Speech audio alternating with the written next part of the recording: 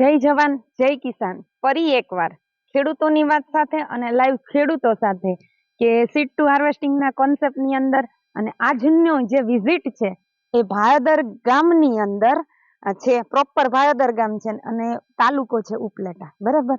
તો એની અંદર જે એવા ખેડૂત જેની મુલાકાત લેશું કે આપણી ઓલા વર્ષથી ટ્રીટમેન્ટ ચાલુ છે અને સતત ને સતત વાપરે છે અને આ ધાણાના ફિલ્ડની અંદર એને કેવા અનુભવ મળ્યા છે એના જ મોઢેથી સાંભળશું. શું નામ છે તમારું? રાજેશભાઈ. રાજેશભાઈ. અને આ કયું ગામ છે? ભાયાવદર. ભાયાવદર છે. અને આ કેમની વાડી છે ટૂંકમાં? ગિરીશભાઈ સોળગામાં.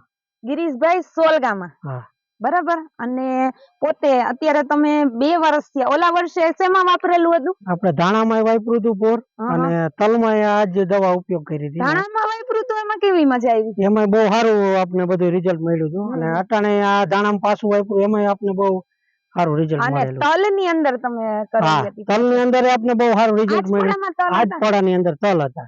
અને એ કેટલા અંદાજિત થયા હશે? એટલે 8-9 મણ ની 8-9 ના આડે તલે. અને આપણે જયારે આવ્યા હતા ત્યારે ઓલો કપાસ રહ્યો એમાં તલ હતા ને? હા. ઈ ને આપણી કમ્પેરિઝન માં આપણા લેટ હતા. તમે જયારે એના ઉત્પાદનમાં આપણા ઉત્પાદનમાં શું ફેર રહ્યો? ઘણો ફેર પડ્યો તો. આપણે તમારી દવા વાપર્યા પછી આપણે તલે બહુ સારા થયા અને એનાથી બહુ આપણે સારું રિઝલ્ટ મળ્યું. એ પેસ્ટિસાઇડ ગેરો હતો ને આપણે ઓર્ગેનિક ઉપર હવે જઈ ગયા છીએ, બરાબર. અને ટોટલી પ્રોસેસ કરો છો આપણે? હા, ટોટલી. હવે કઈ કેમિકલ વાપરતા જ નથી? ના, કોઈ જાતની કઈ આમાં બીજી દવા જ નથી કે આપણી જ બધી તમારી દવા બધી. આની અંદર શું શું વાપરેલું હતું પેલા? પાયાના ખાતરની અંદર અંગના ગોલ. હા, અંગના ગોલ નાખ્યું હતું અને સાથે આપણું બીજું વર્ષ છે એટલે ડીએપી થોડુંક નખાયું હતું, જમીનની આદત હોય એટલે, બરાબર. પછી કોઈ પેસ્ટિસાઇડ નાખ્યું જ ના, બીજું કોઈ વસ્તુ. આની અંદર ફ્લાવરિંગ સ્ટેજ આપણે બ્લેક પાવર છે, એનપીકે છે, નીચેથી પિયત માં આપેલું છે. જેમ જેમ આપણે ડોઝ કીધા હોય એ રીતના આપેલું, શેડ્યુલ વાઇઝ ચાલેલા. સીડ ટુ હાર્વેસ્ટિંગ ના ઘેરાની અંદર અત્યાર સુધી તલ જીરાના ઘેરા તો ઘણા બધા જોયા. તલ આપણે જે અત્યારે કઈ ને ધાણાના ઘેરા બી એટલા બધા છે પણ બતાવવું ઇમ્પોસિબલ છે, કેમ કે વિડીયોઝ ના માધ્યમથી કેટલુંક બતાવી શકીએ. આજે એક ફિલ્ડ ની અંદર થી તલ આપણું જે સીડ ટુ હાર્વેસ્ટિંગ કોન્સેપ્ટ ની અંદર અને આ ફાર્મર છે એ જમીન સુધારવા ઉપર ફોકસ કરે છે એટલે આપણું ઓલા વર્ષથી જ સ્ટાર્ટઅપ છે. કોઈ વચ્ચે કોઈ શેડ્યુલ ની અંદર કોઈ પેસ્ટિસાઇડ યુઝ નથી કરતા, બરાબર ને?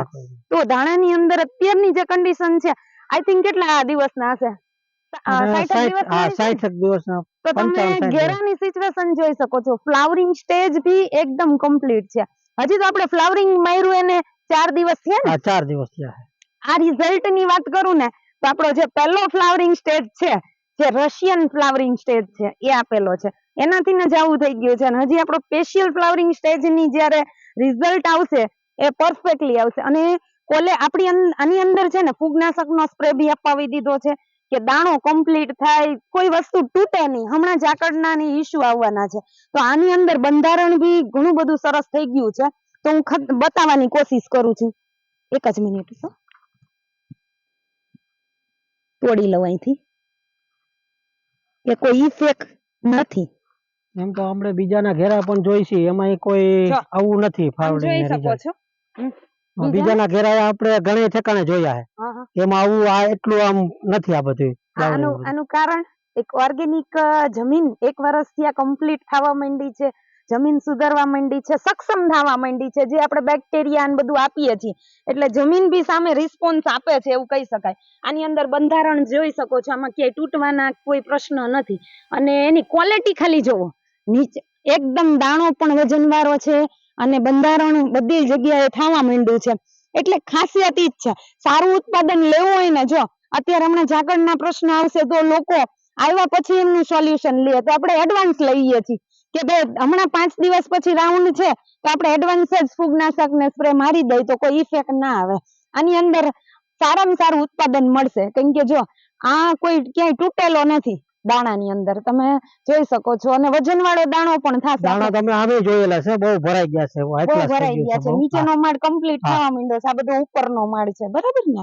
એટલે આટલું સારું. તમે ખુશ તો છો ને કે હા. સીડ ટુ હાર્વેસ્ટિંગ માં આજ દોઢ વર્ષથી આ જે કામ કરો છો, હા. તો દવા છાંટવાની ને બધા એમ કેતા હોય કે પિયત માં ને તકલીફ પડે, તમે આજ ભાગ્યું રાખો છો ને હા, અમે બધું. તો આજ આ કેટલે વર્ષથી આજ તો આ ચલાવે છે. સિસ્ટમ મજા આવી ને હા, મજા આવે છે આમ. કે કઈ કે કોઈ ટેન્શન જ નહીં હા. કે ત્યાં જઈને આપણે આપણું શેડ્યુલ વાઇઝ દવા લેવાની છે. હા. બીજું શેડ્યુલ આપણી પાસે હોય જ છે, ધાણાનું છે, ચણાનું છે, જીરાનું છે, તો બધાની અંદર પરફોર્મન્સ સારા મળે છે. પણ ધીરજ રાખવી જરૂરી છે. આજે ધીરજ ઉપર કામ કરશો તો ઓલા વર્ષે આના બી સારા બેનિફિટ મળશે, પછી એનાથી બી સારા બેનિફિટ મળશે. ધીરે ધીરે જમીન સક્ષમ થશે. આપણી જમીન આજે કહીએ ને તો ધીરે ધીરે પતતી જાય છે, નિતાર શક્તિ નથી. આ બધી વસ્તુ ઉપર આપણે કામ કરવું પડશે. કાર્બનના રેશિયા ઘટતા જાય છે. જમીનની અંદર કાર્બનનો રેશિયો ઘટવાથી ઉત્પાદનમાં બહુ પ્રોબ્લેમ્સ આવે છે. તો આપણે શેડ્યુલ વાઇઝ કામ કરીએ છીએ, તો આવા સરસના રિઝલ્ટ મળે છે સીડ ટુ હાર્વેસ્ટિંગ કોન્સેપ્ટની અંદર. અને આપણે અવારનવાર હરેક અલગ અલગ ડિસ્ટ્રિક્ટની મુલાકાત લેતા હોય, અલગ અલગ ડિસ્ટ્રિક્ટની અંદર બધી ડિસ્ટ્રિક્ટની અંદર સારા રિઝલ્ટ મળતા હોય છે ખેડૂતોને.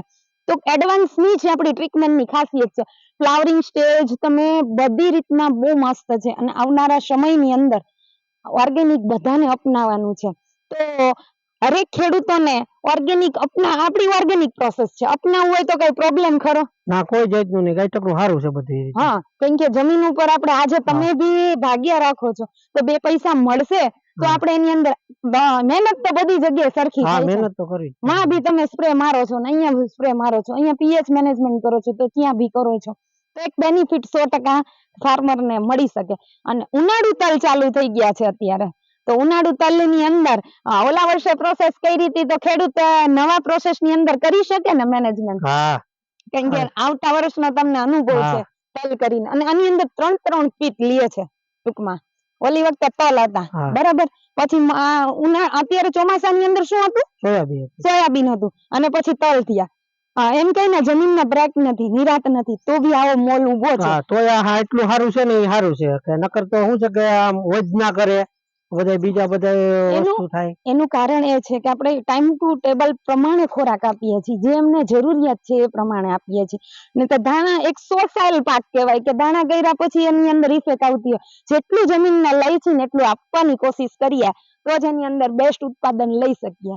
એટલે ખાસ કરીને તલના બુકિંગ ચાલુ થઈ ગયા છે. જે પણ ને તલમાં સીડ ટુ હાર્વેસ્ટિંગ કરાવવું હોય એ ખાસ કરીને મારો કોન્ટેક્ટ કરી શકે છે. મારો નંબર છે 9425566650. એક તમારો નંબર આપી દો ને. 9723275329. ઓકે, જો આવા ફાર્મરના લાઈવ રિસ્પોન્સ મળે છે અને લાઈવ અનુભવો છે, કેમ કે એક ફાર્મર બીજા ફાર્મરને એક કહી શકીએ કે એક પ્લેટફોર્મ ઉપર મદદ કરી શકે, એ જ હેતુથી કે ઓર્ગેનિક દિશામાં બધા વળીએ. તો thanks for watching. Like, share અને સબસ્ક્રાઇબ કરજો, અને સારી વસ્તુને શેર કરજો. Thank you.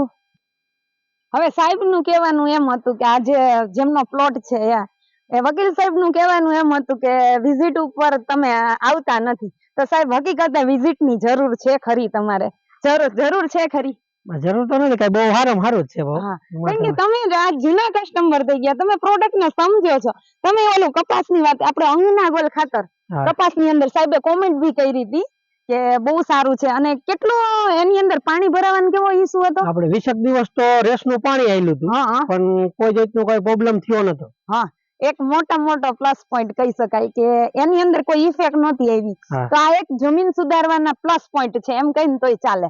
એટલે અંગના ગોલના રિઝલ્ટ બી એવા છે કે સાહેબનું કેવું હતું કે બહુ મસ્ત રિઝલ્ટ છે, અને સાહેબ ખુદે કીધેલું કે ના આપણા ઘેરા જેવો બીજા કોઈનો નથી. એટલે સાહેબ બધી જગ્યાએ જોઈને નોટ કરે છે કે ના જાતા હોય આ બધે રસ્તે જોતા હોય બધા એનું કે ઘેરામાં બગાડ છે આમ. એટલે ખાસ કરીને આપણા જૂના કસ્ટમર હોય ને એને વિઝિટની જરૂર જ ના હોય. તમને બધી દવાની ખબર જ છે કે આની આ જ વસ્તુ મારવાની છે, એટલે એની અંદર એ જ પીએચડી કરી નાખ્યું હોય. જે ભાગ્યવાળા તમે છો તેની અંદર પીએચડી થઈ ગયું હવે, એટલે કદાચ ને ઘેરા અમને ખબર જ હોય કે રિઝલ્ટ આટલું જ મળ્યું છે, ત્યાં અમને ટેન્શન જ ના હોય. હા, કદાચ પ્રશ્ન હોય તો અમારે આવવાની ફરજ છે, પણ સારા ઘેરા હોય ને ત્યાં કોઈ જરૂર ના પડે. એટલે ખાસ કરીને સાહેબ વિઝિટ કરી ગયા છે, ખાસ કરીને જોજો, નોટ કરજો. એટલે આવા સરસના રિઝલ્ટ મળે છે અને ખેડૂતોના અભિપ્રાય પણ મળે છે, એ જ અમારા માટે ગર્વની વસ્તુ છે. તો થેન્ક્સ ફોર વોચિંગ. મારો નંબર 9425566650. સૌ સાથે મળી અને ઓર્ગેનિક દિશામાં આગળ વધીએ. Thank you.